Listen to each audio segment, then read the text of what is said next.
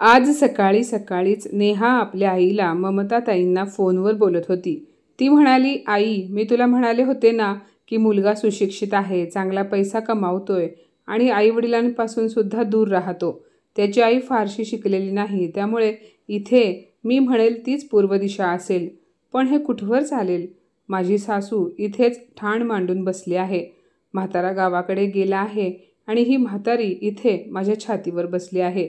नेहा रागाने बोलत होती तर तिची आई ममताताई म्हणाल्या, धीर धर बाळा, आणि मी काय सांगते ते गाठ मारून ठेव. लग्नानंतर फक्त 1-2 आठवडे तुझ्या सासूची सेवा कर आणि मग त्यानंतर आयुष्यभर तू त्यांना तुझ्या बोटांवर नाचवतेस की नाही बघ. जोपर्यंत जावई बापू घरामध्ये आहेत तोपर्यंत सासूला तुझ्या डोक्यावर बसव आणि जावई बापू बाहेर गेले की दे तिला जमिनीवर फेकून आणि घरातील सर्व कामे तिच्याकडूनच करून घे. एक गोष्ट मात्र लक्षात ठेव बाळा, नवऱ्याच्या नजरेत कधीही वाईट होऊ नकोस आणि जर तुला खूप थकवा जाणवत असेल तर जावई बापूंना खूप प्रेमाने सांग की मला काही दिवसांसाठी माहेरी घेऊन चला. ते तुझे सर्व काही ऐकतील. आणि तसेही जर तुझी सासू आता तिथे एकटी आहे तर मग तुला काय अडचण आहे? करून घे तिच्याकडून घरातील सर्व कामे, नाहीतर सर्व काही तुला करावे लागेल किंवा मग कामवालीवर पैसे खर्च करावे लागतील. आईचे बोलणे ऐकून नेहा म्हणाली, ठीक आहे आई, तू म्हणतेस तर मी त्या म्हातारीची खातिरदारी करेन, पण तेही फक्त 1 आठवडा. त्यापेक्षा जास्त मी काही तिची सेवा करू शकणार नाही. मग मला कायम माहेरी येऊन राहावे लागले तरी चालेल. हो हो बाळा, जेव्हा तुला वाटेल तेव्हा ये, हे घर सुद्धा तुझेच आहे. ममताताई म्हणाल्या. तर तेव्हा त्यांचे पती रमेशराव म्हणाले, अगं ममता, तू तुझ्या मुलीलाही कसली शिकवणूक देत आहेस? तुला ठाऊक आहे ना, अशा वागण्याने संसार होत नाहीत तर उद्ध्वस्त होतात. विचार कर, जर तुझी सून उद्या तुझ्यासोबत अशी वागली तर तुला कसे वाटेल? ममताताई चिडून म्हणाल्या, तुम्ही तर काही बोलूच नका. तुम्हाला काय ठाऊक आहे, सासरी आपला जागा मिळवण्यासाठी आम्हा बायकांना किती कष्ट करावे लागतात. पुरुषांचे काय असते, ते तर घराबाहेर असतात. सर्व काही बायकांनाच सहन करावे लागते आणि आता नियमानुसार त्या घराची मालकीण माझी मुलगी असायला हवी, तिची ती म्हातारी सासू नाही. यावर रमेशराव हसून म्हणाले, मग तसे असेल तर मग बहुतेक तुलाही आता तुझी सत्ता कोणाकडे तरी सोपवून द्यायला हवी. पण तू आहेस की खुर्ची सोडायलाच तयार नाहीस. असे बोलून ते तिथून निघून गेले. इकडे नेहा आपल्या सासूला म्हणजे सुमनताईंना काही दिवस वेळेवर चहा नाश्ता देऊ लागली. सुमनताई कमी शिकलेल्या होत्या, पण त्यांचा स्वभाव खूप शांत होता. त्यांचे पती यशवंतराव गावामध्ये एका शाळेत शिक्षक होते. आता महिनाभरापूर्वीच त्यांनी आपल्या मुलाचे, आकाशचे थाटामाटात लग्न लावून दिले होते. आकाशने जेव्हा खूप हट्ट केला तेव्हा त्याचे आईबाबा त्याच्या लग्नासाठी शहरात आले होते. मुलाच्या लग्नानंतर जेव्हा त्याच्या आईवडिलांनी त्याला ते पुन्हा गावी जाणार असल्याचे सांगितले तेव्हा आकाशने हे सांगून आईला थांबवून घेतले की आई, नेहा नुकतीच या घरात आली आहे. ती नवीन आहे, तिच्यासाठी सर्व काही नवीन आहे, त्यामुळे तू तिच्यासाठी इथेच राहा. तिला तुझी थोडीफार मदत होईल. सुमनताई सुद्धा सुनेचे सुख मिळावे यासाठी आपल्या मुलाकडे राहिल्या. काही दिवसानंतर आकाश आपल्या पत्नीला नेहाला म्हणाला, नेहा, लक्षात ठेव, उद्यापासून मला ऑफिसला जायचे आहे. 2 आठवड्यानंतर ऑफिसला चाललोय, त्यामुळे उशीर व्हायला नको. आता पटकन जेवायला वाढ, जेणेकरून मी लवकर झोपेन आणि सकाळी लवकर उठू शकेन. तेव्हा नेहा म्हणाली, आकाश, मला इतक्या सकाळी उठून कामे करण्याची सवय नाही. तिकडे माहेरी माझ्या आईने मला कधी 1 ग्लास पाणी घेण्यासाठी देखील उठू दिले नाही. आणि हे बघ, अजून माझ्या हाताची मेहंदीसुद्धा फिकी पडली नाही. त्यामुळे मला असे वाटते आपण एखादी मोलकरीण पाहावी, जी 7-8 तास इथे राहील आणि घरातील सर्व कामे करेल. आकाश म्हणाला, तुला ठाऊक आहे का नेहा, कामवाल्या बायका किती पैसे घेतात? बघ तुझे तू कसे मॅनेज करतेस. असे बोलून आकाश जेवण करून झोपायला गेला. तेव्हा नेहा काळजीत असल्यासारखा चेहरा घेऊन आपल्या सासूला म्हणाली, आई, आता मी काय काय करू? घरामध्ये इतकी कामे असतात की नवऱ्याला मी वेळच देऊ शकत नाही. आणि आता जर पैसे वाचवले नाहीत तर पुढे जाऊन किती त्रास होईल. आता मी कोणाला मदत मागू? डायनिंग टेबलवरची खरकटी भांडी घेऊन ती स्वयंपाक खोलीत निघून गेली. सुमनताई तिला म्हणाल्या, सुनबाई, तू का उगाच काळजी करतेस? मी आहे ना, जा, तू हात धुवून आराम कर. आज मी भांडी घासते आणि उद्या देखील मी स्वयंपाकात तुला मदत करेन. हे ऐकून नेहाने सुमनताईंना मिठी मारली आणि म्हणाली, आई तुम्ही किती चांगले आहात. खरंच तुम्ही आहात म्हणून मला माझ्या आईची आठवणी देखील येत नाही. तेव्हा सुमनताई म्हणाल्या, बरं ठीक आहे, आता जा आणि आराम कर. सासूच्या तोंडून हे शब्द ऐकून नेहा हसत तिच्या खोलीत निघून गेली आणि इकडे सुमनताई स्वयंपाक खोलीत गेल्या आणि भांडी घासू लागल्या. संपूर्ण किचन आवरायला त्यांना रात्रीचे 11 वाजले. दुसऱ्या दिवशी नेहा सुमनताईंना म्हणाली, आई यांना ऑफिसला जायचे आहे, टिफिनची तयारी सुरू करा, माझे थोडेसे डोके दुखत आहे. असे बोलून ती खोलीत निघून गेली आणि सुमनताई आपल्या मुलासाठी टिफिन बनवू लागल्या. तेवढ्यात आकाश बाहेर येऊन म्हणाला, आई तू का स्वयंपाक बनवत आहेस, नेहा कुठे गेली. सुमनताई म्हणाल्या, अरे असू देत, सुनबाईची तब्येत ठीक नाही त्यामुळे टिफिन मी बनवते. पण आता हे रोजचेच झाले होते. सुमनताई सगळा स्वयंपाक बनवायच्या आणि नेहा ते वाढून आकाश समोर ठेवायची. त्यामुळे आकाशला असे वाटायचे की स्वयंपाक त्याच्या बायकोनेच बनवला आहे. एके दिवशी नेहा तिच्या आजूबाजूच्या मैत्रिणींसोबत पार्लरला गेली आणि हेअर कट करून आली. जेव्हा तिला सुमनताईंनी पाहिले तेव्हा ते म्हणाल्या, सुनबाई हे काय केलेस तू, किती सुंदर केस होते तुझे, का कापलेस.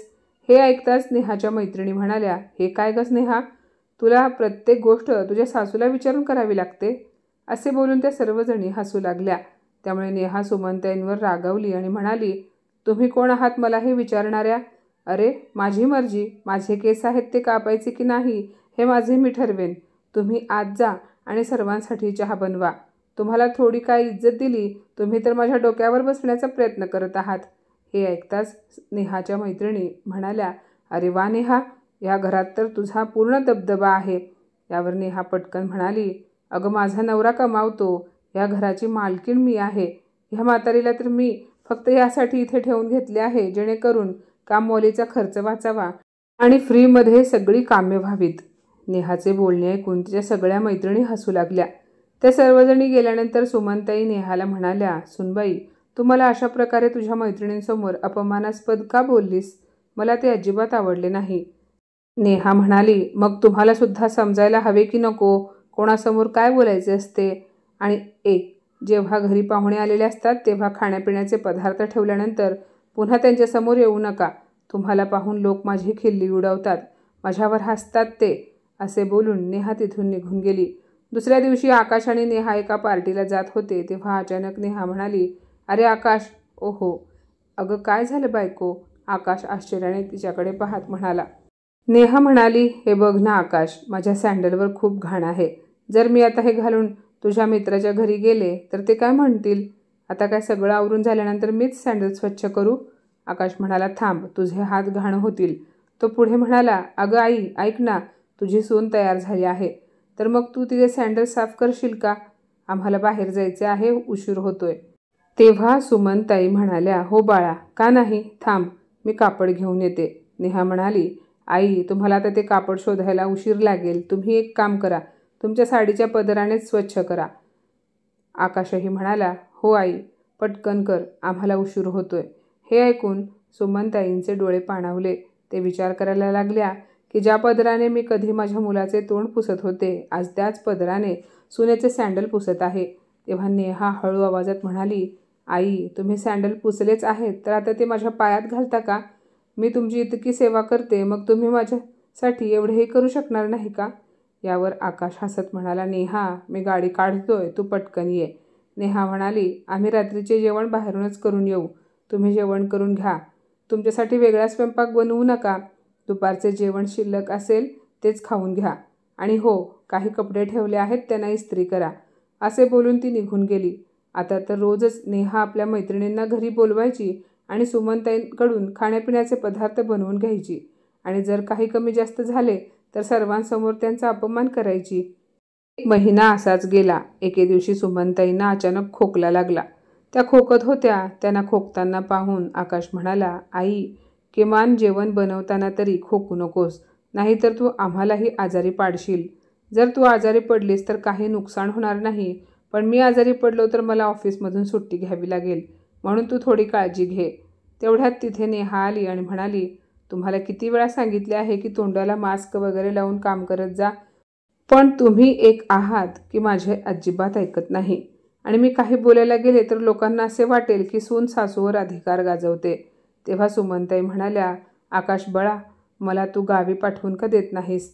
तिथे तुझे बाबा गेल्या 1 महिन्यापासून स्वतः स्वयंपाक बनवून खात आहेत. त्यामुळे मला त्यांची देखभाल करण्यासाठी तिथे जावे लागेल. तसेही खूप दिवस राहिले मी तुझ्याजवळ. आता माझे तिकीट काढ." आईचे बोलणे ऐकून आकाशने नेहाकडे पाहिले आणि तेव्हा तिने काही इशारा केला तेव्हा आकाश म्हणाला, "आई, तू बाबांचा बहाणा का बनवत आहेस? जर त्यांना काही अडचण असती त्यांनी स्वतःहून मला फोन केला असता. पुढच्या महिन्यात नेहाचा वाढदिवस आहे. तिचा वाढदिवस झाल्यानंतर तू जा." असे बोलून आकाश तिथून निघून गेला. तो गेल्यानंतर नेहाने आपल्या आईला फोन लावला आणि आपल्या सासूबद्दल सर्व बातम्या सांगितल्या. यावर तिची आई ममताताई म्हणाल्या, "शाब्बास बाळा, आता तुला पुढे काही शिकण्याची गरज नाही. आता तू त्या घरची मालकीण बनली आहेस." आपल्या आईच्या तोंडून असे शब्द ऐकून नेहाचे पाय जमिनीवर राहत नव्हते. तिने आईला वाढदिवसाचे आमंत्रण देऊन फोन कट केला. दुसऱ्या दिवशी घरी कोणीही नव्हते तेव्हा घराच्या लँडलाईनवर सुमनताईंच्या पतीचा म्हणजे यशवंतरावांचा फोन आला होता. "कशी आहेस सुमन? तिकडे जाऊन मला विसरलीस का? गावी परत येण्याचा विचार आहे की नाही?" तेव्हा सुमनताई निराश होऊन हळू आवाजात म्हणाल्या, "तुमच्याशिवाय मी एक दिवस कसे घालवत आहे हे फक्त मला ठाऊक आहे. मी आकाशला गावी जाण्यासाठीचे तिकीट काढायला सांगितले होते, पण तो म्हणाला काही दिवसानंतर सुनेचा वाढदिवस आहे, त्यानंतर तू गावी जा." "अहो, मी काय म्हणते, त्यापेक्षा तुम्हीच का इकडे येत नाही? तुम्ही इकडे या. सुनबाईचा वाढदिवसानंतर आपण दोघे मिळून गावी जाऊ." तेवढ्यात दारावरची बेल वाजली. सुमनताई म्हणाल्या, "अहो, आता मी फोन ठेवते. मला वाटते बाहेर कोणीतरी आले आहे." असे बोलून त्यांनी फोन ठेवला. पण जेव्हा सुमनताईंनी दरवाजा उघडला तेव्हा त्यांची सून त्यांच्यावर आवाज चढवून म्हणाली, "एवढा वेळ कशासाठी लागला दरवाजा उघडायला? तुम्ही काही खात होतात का? की मग माझ्या कपाटात काही शोधत होतात? सांगा पटकन." सुमनताई म्हणाल्या, "अरे भगवंता, सुनबाई, तू हे काय बोलत आहेस? मी तुझे कपाट का उघडेन? आणि ही काय वेळ आहे का खाण्याची? अगं, मी तुझ्या बाबांशी बोलत होते." हे ऐकताच नेहा पटकन म्हणाली, "अरे वा, म्हणजे तुम्ही त्या म्हाताऱ्याशी रोमॅन्टिक गप्पा मारत होतात तर?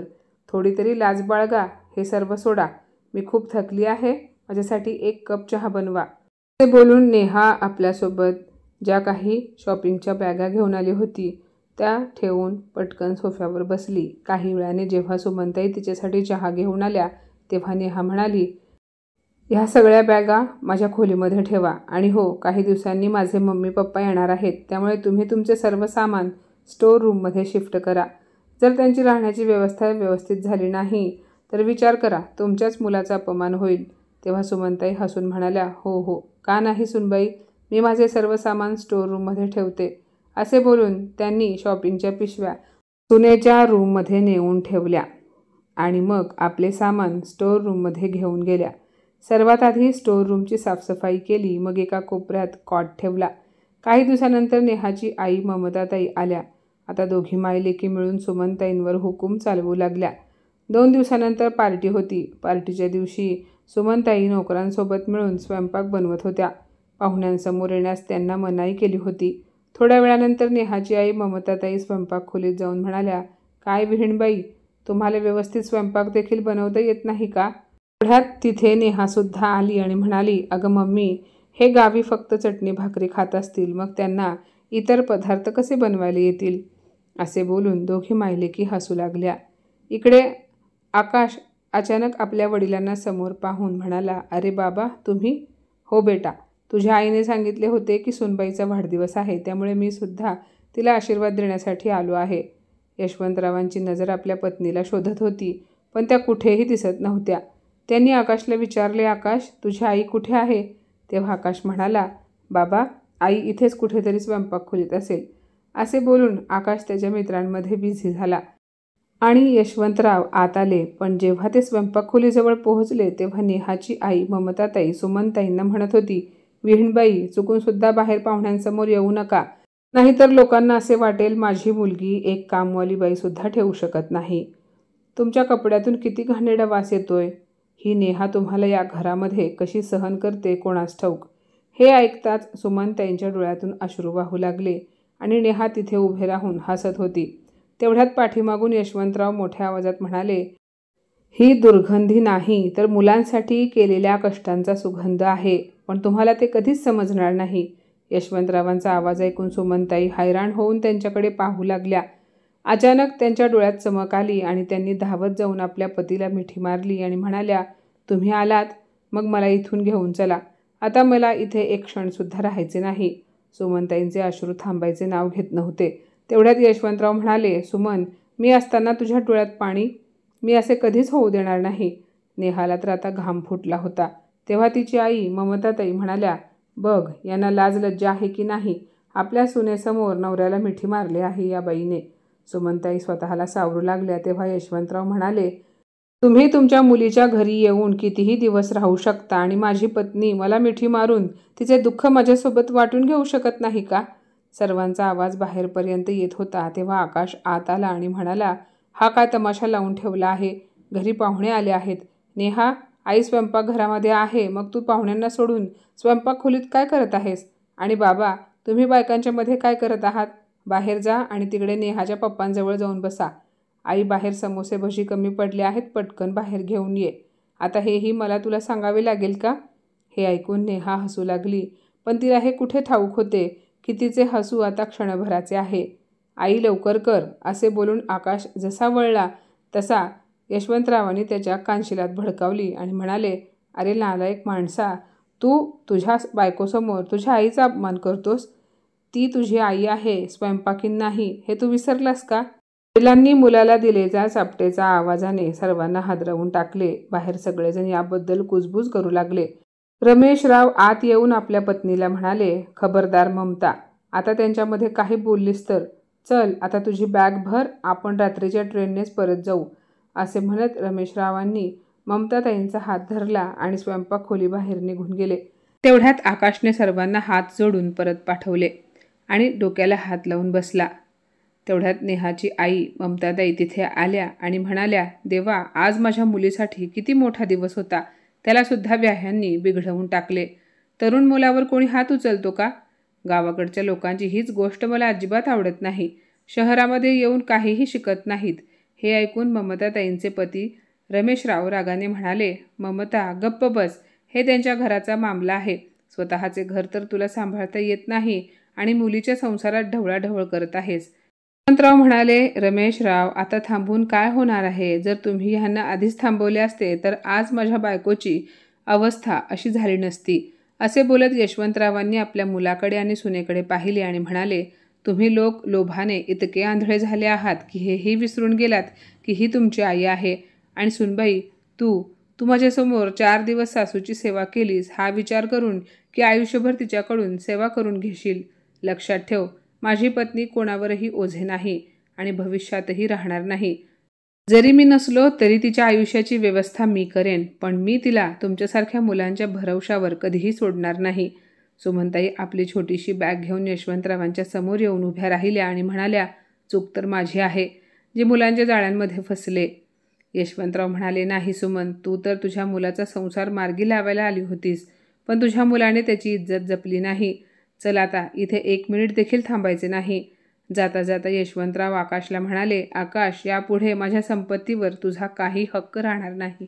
जिवंत असताना तुझे सत्य माझ्यासमोर आले, हे एक चांगले झाले. नाहीतर मी गेल्यावर तू या चांगल्या बाईचे काय केले असते कोणास ठाऊक. असे म्हणत यशवंतराव त्यांच्या पत्नीसह तिथून निघून गेले.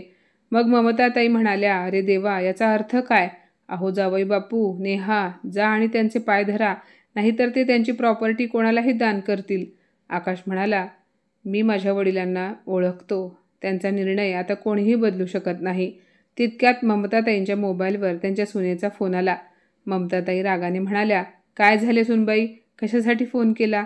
तुला ठाऊक आहे ना, मी माझ्या मुलीच्या घरी आली आहे. पलीकडून त्यांची सून म्हणाली, आई, मला तुम्हा मायलेकीच्या भानगडीत पडण्यात काहीही रस नाही, कारण दोघी कोणाचेही घर सांधू शकत नाही. पण हो, तुम्ही ते नक्कीच उद्ध्वस्त करू शकता. मी तुम्हाला फक्त यासाठी फोन केला आहे की मी तुमचे सामान अडगळीच्या खोलीत ठेवले आहे. आम्ही 15 दिवसांसाठी टूरवर जात आहोत, त्यामुळे तुम्ही तुमचे सामान घेऊन गावाकडे जा. इकडे परत येण्याची गरज नाही. एवढे बोलून तिने फोन ठेवला. सुनेचे बोलणे ऐकून ममताताई सुन्न झाल्या. रमेशराव म्हणाले, ममता, जे पेराल तेच उगवणार. तू एका आईचा अपमान केलास, त्या बदल्यात तुला शिक्षाही भोगावीच लागली. तसेही मला गावाकडे राहायला काहीच प्रॉब्लेम नाही, पण विचार कर की तू तिकडच्या वातावरणात कशी राहशील. आणि नेहा, तुला तुझा संसार सांभाळता येत नाही का? म्हणून आईचे सल्ले घेत राहिलीस. अगं आईवडील एका ठराविक काळापर्यंतचे सोबती असतात. तुझा संसार तुलाच करायचा आहे हे लक्षात असू दे. आणि जावई बापू तुम्ही, ही मुलगी तर परक्या घरातून आली आहे, पण तुम्ही तुमच्या आईवडिलांचा मुलगा होतात. तुम्ही तुमच्या आईवडिलांचा आदर करायला हवा होता. तुम्ही तुमच्या आईवडिलांचा आदर मान सन्मान केला नाही तर तुमची बायको का करेल? असे वाटते माझ्या मुलीपेक्षा देखील सर्वात मोठी चूक तुम्ही केली आहे. असे बोलून रमेशराव तिथून निघून गेले आणि आकाश डोके धरून बसला. आता त्याच्याकडे पश्चातापाशिवाय काहीही उरले नव्हते. तेवढ्यात नेहा आकाशला म्हणाली, आकाश आपण गावी जाऊन आईबाबांची माफी मागू. मला ठाऊक आहे त्या आपल्याला नक्की माफ करतील. दुसऱ्या दिवशी दोघेही गावी पोहोचले. यशवंतराव वर्तमानपत्र वाचत बसले होते तर सुमनताई स्वयंपाक बनवत होत्या. आकाश आणि नेहाने यशवंतरावांचे पाय धरले. यशवंतरावांनी वर्तमानपत्र बाजूला केले आणि म्हणाले, अरे उठा तुम्ही, माझे पाय का धरत आहात आणि इथे का आलात ते आधी सांगा. यशवंतरावांनी सुमनताईंना बाहेर बोलावले. नेहाने त्यांची माफी मागितली. सुमनताई म्हणाल्या, बहुतेक तुमच्या वडिलांनी तुम्हाला प्रॉपर्टीमधून बेदखल केले आहे. ह्या कारणामुळेच तुम्ही आमची माफी मागत आहात. पण एक लक्षात ठेवा, तुम्हाला अर्धी प्रॉपर्टी मिळेल, पण तुम्ही तुमच्या आईवडिलांना गमावले आहे. यापुढे आमचे तोंड पाहायला आला नाहीत तर उत्तम, तुम्ही जाऊ शकता. सुमनताईंचे बोलणे ऐकून यशवंतराव अवाक झाले. मायाळू आई इतकी कठोर कशी झाली याचे आकाशला देखील आश्चर्य वाटत होते. तुम्हाला एकदा बोललेले कळत नाही का? निघा इथून. आल्या पावली सुमनताईंनी आपल्या एकुलत्या एक मुलाला घराबाहेरचा रस्ता दाखवला. मित्रांनो, सुमनताईंनी त्यांच्या मुलाला आणि सुनेला माफ न करून योग्य केले की अयोग्य नक्की सांगा. तर माझ्या मित्रमैत्रिणींनो, आजची ही कथा तुम्हाला कशी वाटली कमेंटमध्ये नक्की सांगा. आणि अशाच नवनवीन कथा ऐकण्यासाठी प्रज्ञा मराठी स्टोरीजला नक्की सबस्क्राईब करा. धन्यवाद.